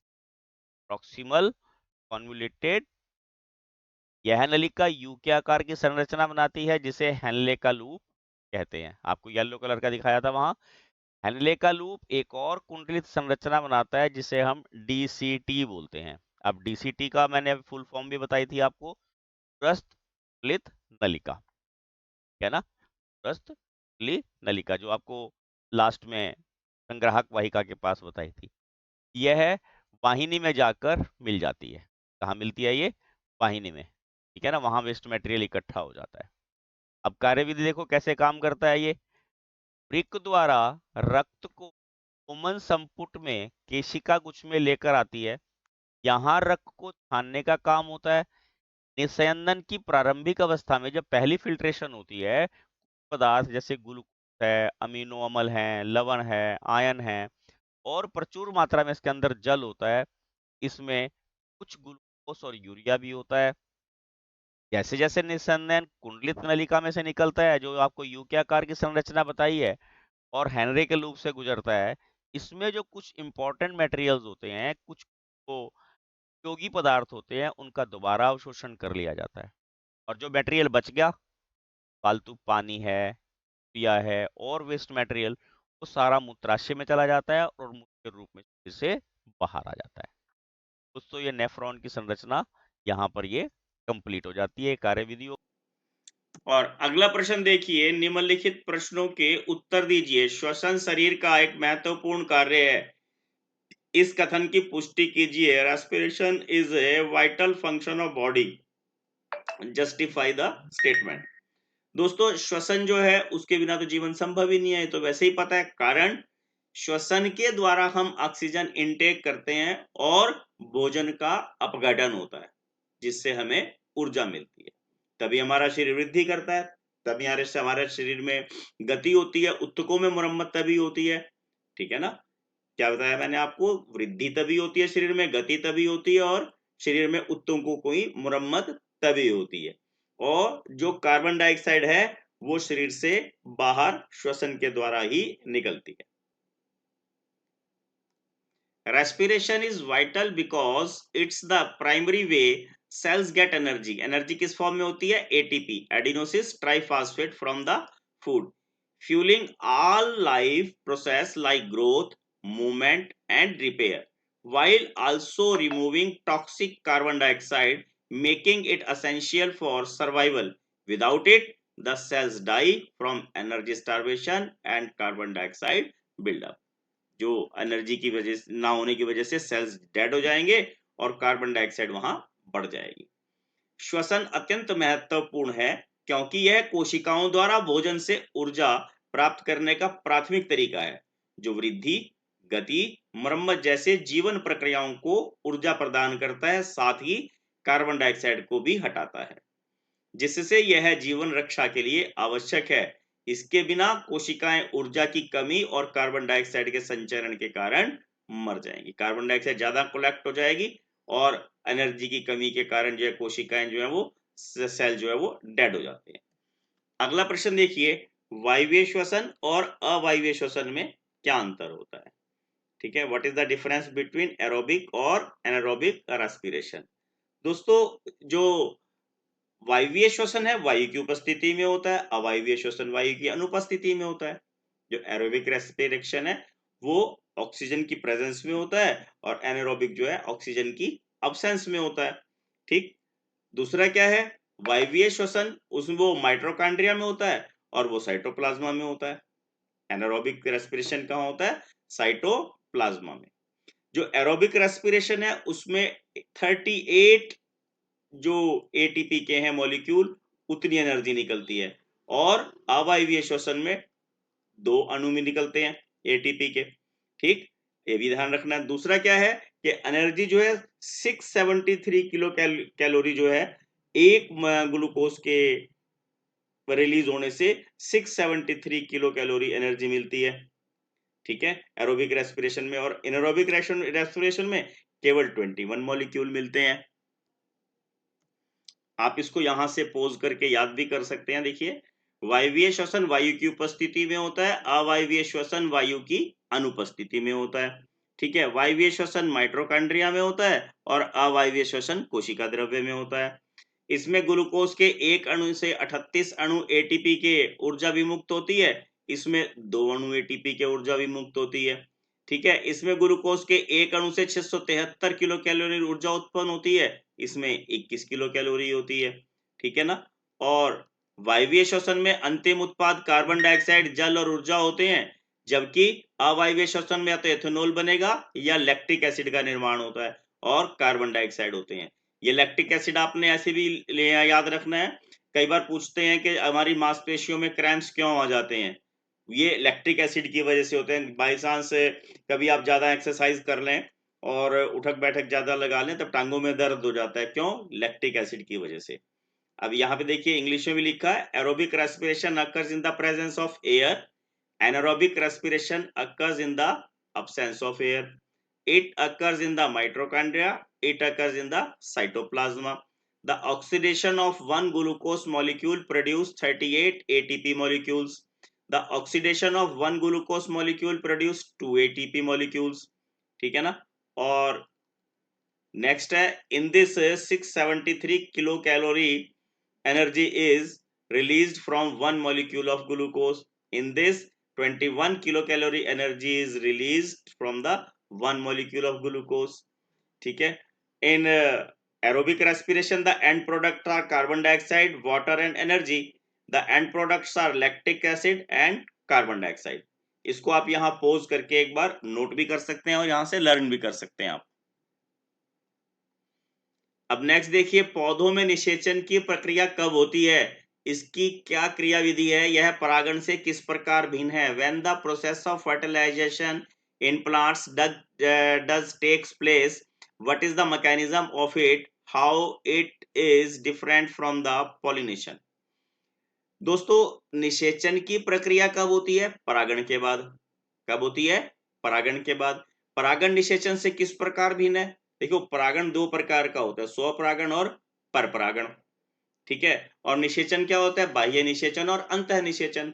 परागण में क्या होता है कि पराग के कण वर्तिता जो पराग कोश से वर्तिकाग्रता जाते हैं। ठीक, निषेचन में क्या होता है? नर और मादा युग्मजों का संलयन होता है। जो परागण होती है वो जनन प्रक्रिया का प्रथम चरण होती है।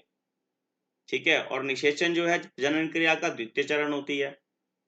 परागण में वाहकों की आवश्यकता होती है। वाहक माने पराग के कण एक फूल से दूसरे फूल तक जाने में या तो कोई तितली होगी या कोई इंसेक्ट और होगा या एयर होगी, किसी भी तरीके से वो एक फूल से दूसरे फूल तक जाते हैं, जबकि निषेचन में वाहकों की आवश्यकता नहीं होती। ठीक है? Plant fertilization happens after pollination. When pollen lands on the stigma, grows a tube down the style to the ovary and releases the male gamete that fuses with the female egg cell inside the ovules, forming a gamete that develops into a seed. This whole sequence starts with pollen transfer and end with the fusion of cell. ठीक है? Difference यहाँ हमने आपको लिखा है, देखिए, transfer of pollen from the anther to stigma. यहाँ पे क्या होता है? पॉलिनेशन में जो परागकण है वो वर्तिकाग्र तक ट्रांसफर होते हैं। और फर्टिलाइजेशन में क्या होता है? Fusion of male and female gametes. Pollination is the physical external process होता है और ये बायोकेमिकल इंटरनल फ्यूजन हैगा। This is the first stage of reproductive process और इट इज अ सेकंड। देखिए, पौधों में परागकण के बाद निषेचन होता है। इसमें बीजांड के भीतर नर और जो शुक्राणु और मादा अंडाणु युग्मजों का संलयन होता है, जिससे युग्मनज बनते हैं। वहीं परागण परागकण का परागकोश से वर्तिकाग्र तक का सफर है, जो जैव रासायनिक संलयन से पहले की एक यांत्रिक प्रक्रिया है। परागण में परागकण परागकोश के वर्तिकाग्र तक स्थानांतरित होते हैं। निषेचन में नर और मादा युग्मनों का संलयन होता है। यह जनन क्रिया का प्रथम चरण है, यह जनन क्रिया का द्वितीय चरण है। इसमें वाहकों की आवश्यकता होती है, इसमें वाहकों की आवश्यकता नहीं होती। आप इसको यहाँ से पोज करके एक बार याद कर सकते हैं। और यहाँ पर अगला प्रश्न देखिए, निम्नलिखित के इलेक्ट्रॉन डॉट स्ट्रक्चर हमने पेयर करने हैं, इनके हमें फार्मूला आने चाहिए। इथेनोइक एसिड, इथेनोइक एसिड क्या होता है? CH3 और COOH, CH3 COOH, ethanoic acid. ठीक है? इसे हम साधारण भाषा में सिरका ही बोलते हैं। और प्रोपेनोन CH3CO CH3। अगर आपको इनके डॉट स्ट्रक्चर बॉन्ड फॉर्मेशन आती है तो आप डॉट स्ट्रक्चर भी आसानी से इसके बना सकते हैं। देखिए, हम बना रहे हैं CH3 COOH का। कैसे बनाएंगे? C सिंगल बॉन्ड C और इस फर्स्ट सी के ऊपर, कार्बन के ऊपर हमारे पास 3 हाइड्रोजन है, ठीक है। और यहाँ पर double bond oxygen, single bond oxygen और सिंगल बॉन्ड हाइड्रोजन।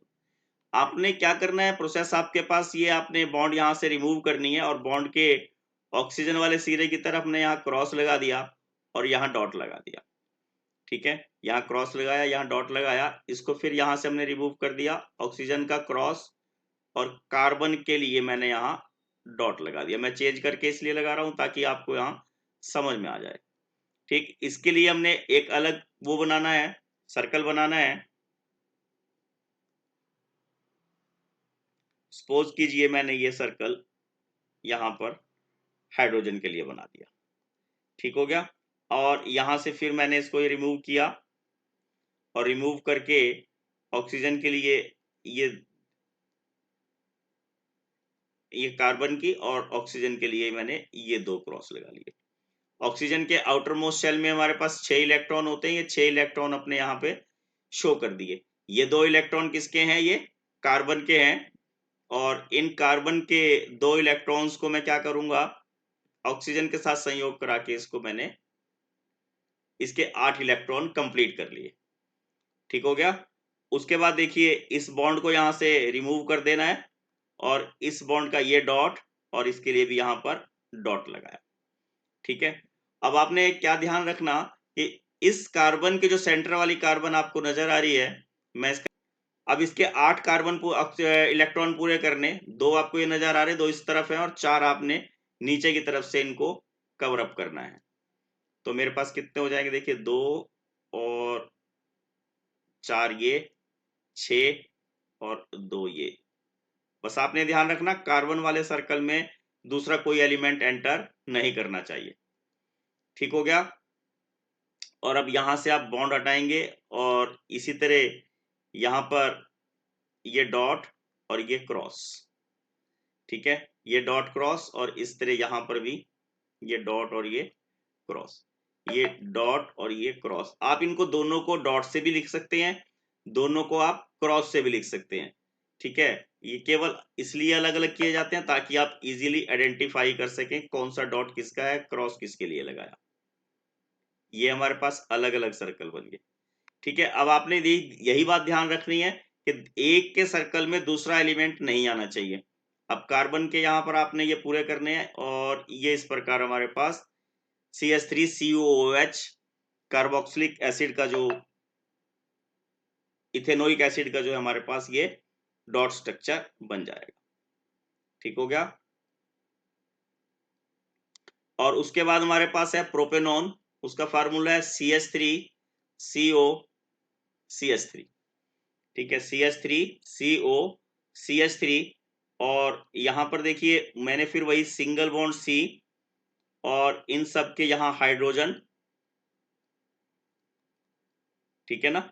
और ये सिंगल बॉन्ड C, यहाँ डबल बॉन्ड O, फिर सिंगल बॉन्ड C और यहां पर इसके ये हाइड्रोजन, ये कंप्लीट कर लेने, ठीक है। अब हम क्या करते हैं, देखिए यहां पर इनके ये हटाएंगे बॉन्ड और बॉन्ड हटा के कार्बन के लिए मैंने डॉट लगाया और हाइड्रोजन के लिए मैंने क्रॉस लगाया। कार्बन के लिए मैंने डॉट लगाया, हाइड्रोजन के लिए मैंने क्रॉस लगाया, कार्बन के लिए डॉट लगाया, हाइड्रोजन के लिए क्रॉस लगाया। इस हाइड्रोजन का यहाँ पे 2 इलेक्ट्रॉन से कक्ष पूरा कर देना है और यहाँ पर भी 2 इलेक्ट्रॉन से इसको कंप्लीट कर देना। इसको यहाँ से रिमूव करना बॉन्ड को, इसके लिए भी डॉट लगाना पड़ेगा और इसके लिए भी मुझे डॉट लगाना पड़ेगा, ठीक। अब ये देखिए इस वाली कार्बन के मेरे पास यहाँ पर 8 इलेक्ट्रॉन कंप्लीट हो जाएंगे, कहीं पे ओवरलैपिंग नहीं करनी आपने, ये कंप्लीट हो गया, ठीक हो गया। इस तरह यहां से भी रिमूव करो पहले इसको, बीच वाला बाद में इसको कंप्लीट करेंगे। यहाँ पे ये डॉट हो गया और ये मेरे पास क्रॉस हो गया, ये हाइड्रोजन का इलेक्ट्रॉन कंप्लीट हो गए, यहाँ पे डॉट, यहाँ पे क्रॉस, इस हाइड्रोजन के भी इलेक्ट्रॉन कंप्लीट हो गए, यहाँ पर डॉट, यहाँ पे क्रॉस, इसके भी हमारे पास इलेक्ट्रॉन कंप्लीट हो गए। इसको यहाँ से रिमूव कर देते हैं बॉन्ड को, इसका भी एक डॉट, इसका भी एक डॉट। अब देखिए इस वाली कार्बन के भी हमारे पास इलेक्ट्रॉन कंप्लीट हो गए, 8 इलेक्ट्रॉन होने चाहिए इसमें, ठीक हो गया। आप देख पा रहे होंगे। और यहां से मुझे 2 डॉट इस कार्बन के और यहाँ पे ऑक्सीजन के जो है हमारे पास आउटर मोस्ट शेल में 6 इलेक्ट्रॉन होते हैं, तो यहाँ पे मैंने 6 डॉट लगा लिए। तो ये मेरे पास ऑक्सीजन का सर्कल पूरा हो गया, ठीक है। और यहाँ पर मैंने इसको कार्बन का सर्कल पूरा कर दिया।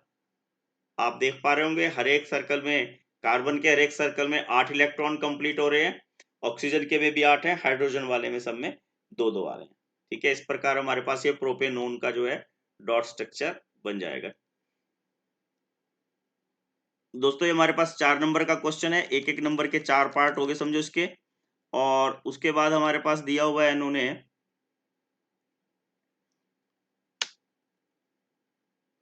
H2S। अब H2S बॉन्ड फॉर्मेशन बहुत इजी रहेगी इसकी,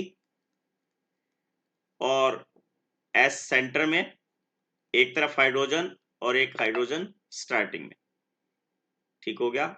एक हाइड्रोजन हमने पहले लगा ली, एक बाद में लगा ली, और यहां से हमने इसको हटाया। आपने क्या ध्यान रखना, सल्फर के आउटर मोस्ट शेल में हमारे पास कितने इलेक्ट्रॉन होने चाहिए, बस आपको ये ध्यान रखना है। 6 इलेक्ट्रॉन होते हैं, 2 2 4 और 2 6। ये डॉट मैंने यहां पर हाइड्रोजन के लिए लगाया, ये डॉट हाइड्रोजन के लिए लगाया, ठीक हो गया। अब सल्फर के 8 इलेक्ट्रॉन, ये देखिए यहां पर कंप्लीट हो गई है, ठीक। और ये हमारे पास हाइड्रोजन के पूरे हो गए। तो इस प्रकार H2S का सल्फर हाइड्रोजन सल्फाइड का जो है डॉट स्ट्रक्चर हमारे पास कंप्लीट हो जाएगा। उसके बाद हमारे पास दिया है इन्होंने F2 में सिंगल F बॉन्ड F।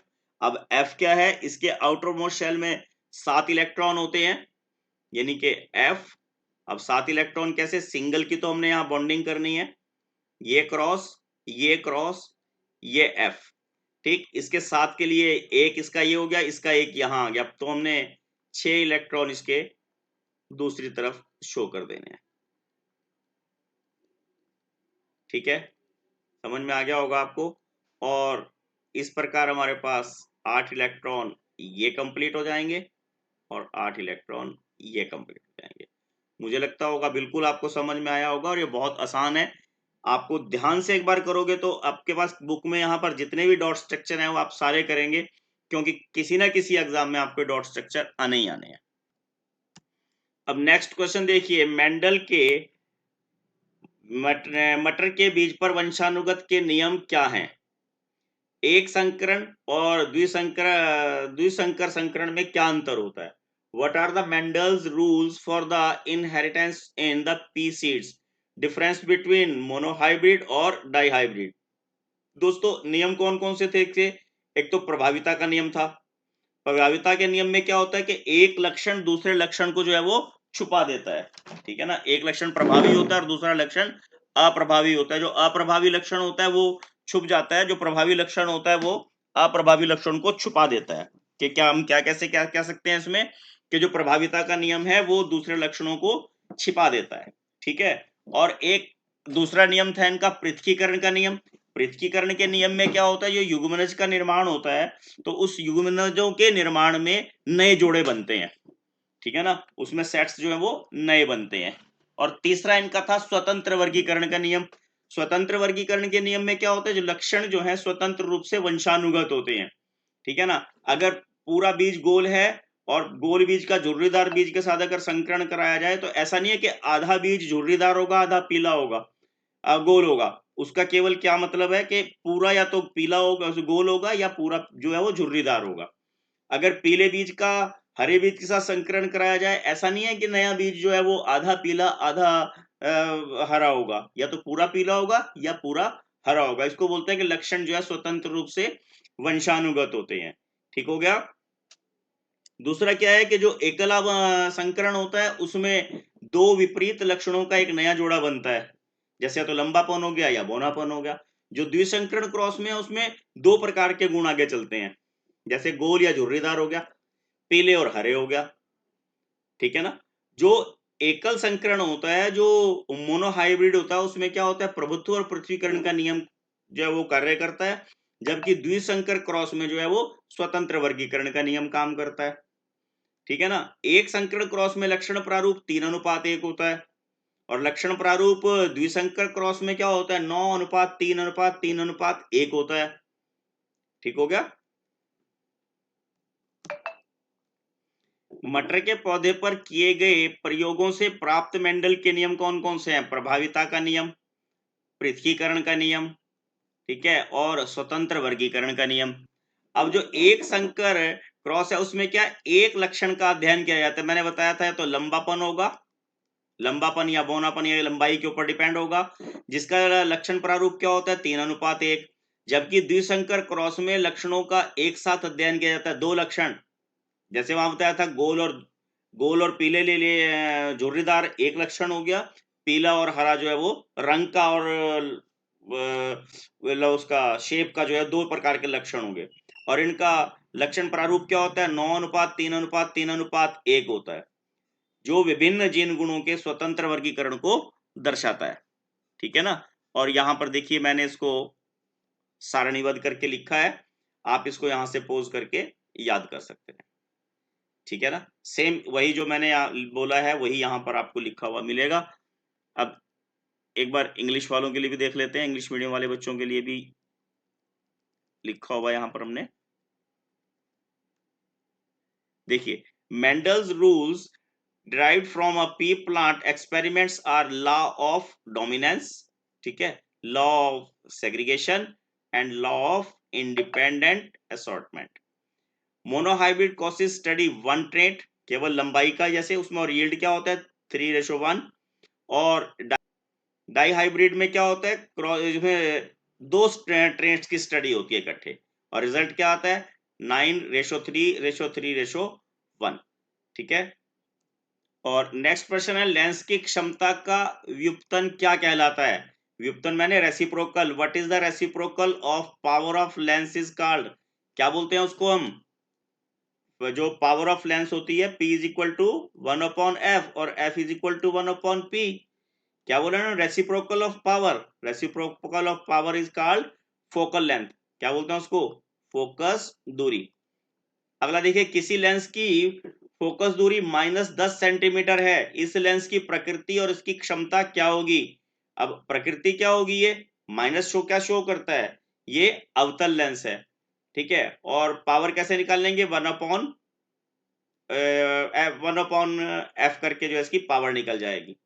यदि किसी बिंब को इस लेंस से के प्रकाश केंद्र से 20 सेंटीमीटर की दूरी पर रखा जाए तो नई कार्तिकेय चिन्ह परिपाटी के अनुसार आवर्धन का चिन्ह क्या होगा?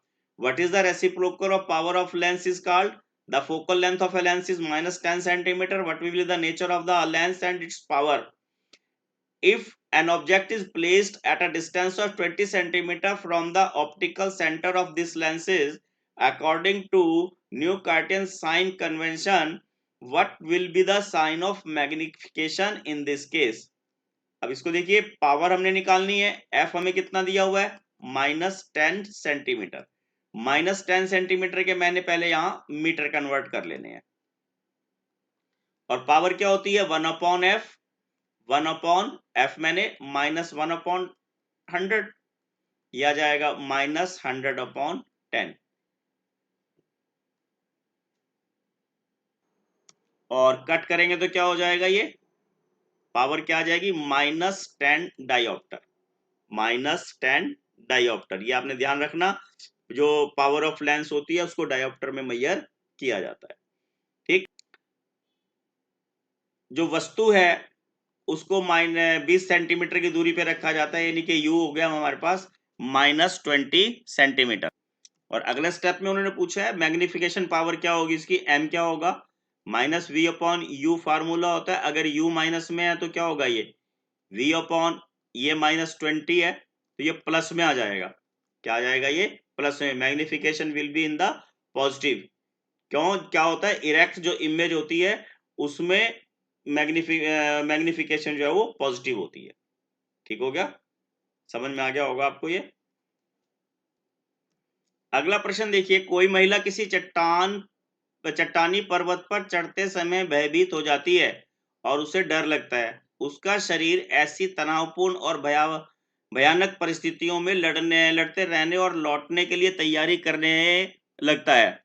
A woman while climbing up a rocky hill comes into a panic stage and fear. Her body starts reacting in a fight or flight condition to adjust to the dangerous and stressful situation. Answer this question इस है, इस स्थिति में महिला के रुधिर में कौन सा हार्मोन, ठीक है, name the hormone created in the blood the women in this situation. कौन सा हार्मोन होगा? एड्रिनल. कौन सा होगा? एड्रेनल. ठीक है, इसको हम हिंदी में भी लिख देते हैं. एड्रेनल नामक हार्मोन स्रावित होता है. ठीक है, और कौन सी ग्रंथि द्वारा होता है ये? अधिवृक्क. कौन सी ग्रंथि द्वारा होता है ये? अधिवृक्क के द्वारा एड्रेनल का श्रावण होगा. ठीक है, और ग्रंथि का नाम भी लिख देते हैं यहाँ इंग्लिश वालों के लिए. एड्रेनल ग्लैंड के द्वारा जो है ये स्रावित होता है. ठीक है, क्या बताया मैंने? कौन सा हार्मोन निकलेगा? एड्रेनल. अधिवृक्क द्वारा ये स्रावित होता है. अब नेक्स्ट इसमें क्या प्रश्न पूछा है वो भी देखते हैं. अच्छा, ग्रंथि का नाम पूछा था, ये बता ही दिया मैंने आपको. यहाँ अधिवृक्क एड्रेनल ग्लैंड के द्वारा जो है ये स्रावित होता है. ये तो क्वेश्चन सेम ही हो गया जो मैंने आपको बताया. अगले में इन्होंने पूछा इस हार्मोन के स्रावण के परिणाम स्वरूप महिला के शरीर में होने वाली 2 अनुक्रियाएं बताइए. जो दोस्तों एड्रेनल है ये क्या करता है? जो हृदय की धड़कन है उसको बढ़ा देता है. हृदय की धड़कन को बढ़ा देगा, उससे रक्त दाब बढ़ जाएगा, बीपी बढ़ जाएगा उससे. ठीक है ना, हृदय की धड़कन को बढ़ाएगा, रक्त दाब बढ़ जाएगा, जिससे ऑक्सीजन जो है वो जल्दी जल्दी सांस फूल जाएगी और जो है वो तेज तेज सांस लेगी. तेज से सांस लेने से ऑक्सीजन की आपूर्ति ज्यादा होगी और बॉडी जो है अपने आप को बैलेंस करने की जो है वो प्रयास वहां पर करती है, वो इंक्रीज हो जाती है. ठीक है, और ब्लड प्रेशर उसके अंदर इंक्रीज हो जाता है, हार्ट बीट बढ़ जाती है, ब्लड प्रेशर बढ़ जाता है. इस क्वेश्चन में हमारे पास चॉइस है किसी तालाब जिसका संग्रहित पानी गहरा हरा दिखाई दे रहा है, उसमें कोई छात्रा तंतु के समान संरचनाओं को पहचानती है. इन संरचनाओं का नाम लिखिए. ये जीव किस प्रकार गुणन करते हैं ये बताना है. इनकी तुलना लैंगिक जनन से करनी है. अब देखिए, 1 नंबर तो आपको संरचना का बताने का मिल जाएगा. 1 नंबर आपको ये बताने का मिलेगा कि किस गुण के द्वारा ये गुणन करते हैं, रिप्रोडक्टिव सिस्टम क्या है इनका. और 2 नंबर आपको मिलेंगे लैंगिक जनन विधि से इसका अंतर बताना है. Name the filamentous structures a student could identify when she collected water from a pond that appears dark green. How do these organisms multiply? Compare it with sexual mode of reproduction. दोस्तों ये हरे रंग का जो वर्णक है शैवाल होते हैं. हरी संरचनाएं किनकी होती हैं? शैवाल. ये स्पायरोगायरा की श्रेणी में आते हैं सारे. और लिख देता हूं यहाँ पे शैवाल. ठीक है, और स्पायरो गायरा की श्रेणी में आते हैं और बीजाणुओं द्वारा जनन करते हैं. कैसे जनन करते हैं? बीजाणु जनन द्वारा इनका रिप्रोडक्शन होता है. ये इंग्लिश में अगर लिखेंगे इसको, और स्पायरो गायरा उसकी ये श्रेणी में आते हैं. ठीक है, और इनका जो रिप्रोडक्टिव सिस्टम है वो क्या है? फ्रेगमेंटेशन के द्वारा ये मल्टीप्लाई होते हैं. देखिए, a student would identify filamentous green algae like Spirogara in dark green pond water which reply rapidly by fragmentation, unlike unsexual reproduction which involves cell fusion to create genetic variation, a slower, more complex process than asexual splitting as seen in the Spirogara is rapid spread by breaking apart. Spirogyra में बहुत जल्दी से ये वृद्धि करते हैं, बहुत ज्यादा उसके अंदर एक बार में बहुत सारे जीव जो है वो उत्पन्न होते हैं. ठीक है, एक छात्रा गहरे रंग हरे रंग के तालाब के पानी में उपस्थित हरी संरचना देखती है, वो क्या कहलाती है? शैवाल. क्या कहलाते हैं वो? शैवाल. ये शैवाल स्पायरोगायरा की श्रेणी में आते हैं जो बीजाणुओं द्वारा तेजी से गुणा होते हैं, गुणन करते हैं. ठीक है, लैंगिक प्रजनन के विपरीत जिसमें आनुवंशिकता विविधता पैदा करने के लिए कोशिका संलयन शामिल होता है, जो अलैंगिक विभाजन की तुलना में धीमी और अधिक जटिल प्रक्रिया होती है. जैसा कि स्पायरोगायरा के टूटने से तेजी से इनमें फैलाव होता है, बहुत तेजी से इनमें वृद्धि होती है. अब नेक्स्ट देखिए, what happens when zinc oxide का क्या फार्मूला है, ZnO। लिखने का स्टाइल भी यही होना चाहिए, आपने यानी कि n बड़ा लिख दिया, अगर n बड़ा लिखोगे तो ये गलत हो सकती है। और sodium hydroxide that is NaOH के साथ अभिक्रिया करेगा, क्या बनेगा देखिए, ये इसमें से जल का मॉलिक्यूल अलग हो जाएगा और ये बन जाएगा Na2ZnO2 प्लस H2। ठीक है, इसको बैलेंस कर लेना है, और बैलेंस करने के लिए 1 2 2 3, यहाँ अगर 2 लगा दें तो 2, ये बैलेंस होगी। ठीक है, और इसी में देखते हैं, यहाँ पर हमारे पास इक्वेशंस ही पूछी हुई होंगी बाकी में भी इन्होंने।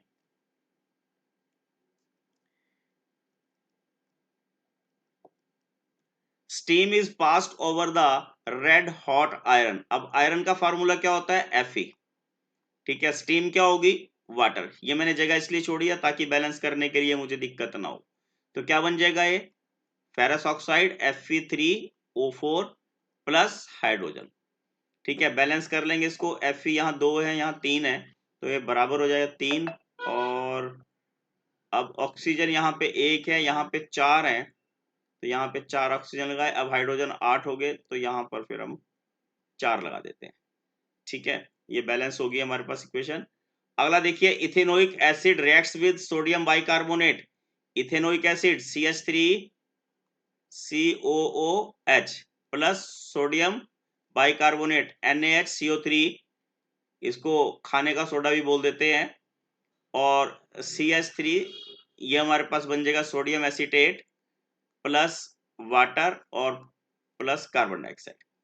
ठीक हो गया, और ये ऑलरेडी बैलेंस्ड है इक्वेशन, इसको बैलेंस करने की हमें जरूरत नहीं पड़ेगी।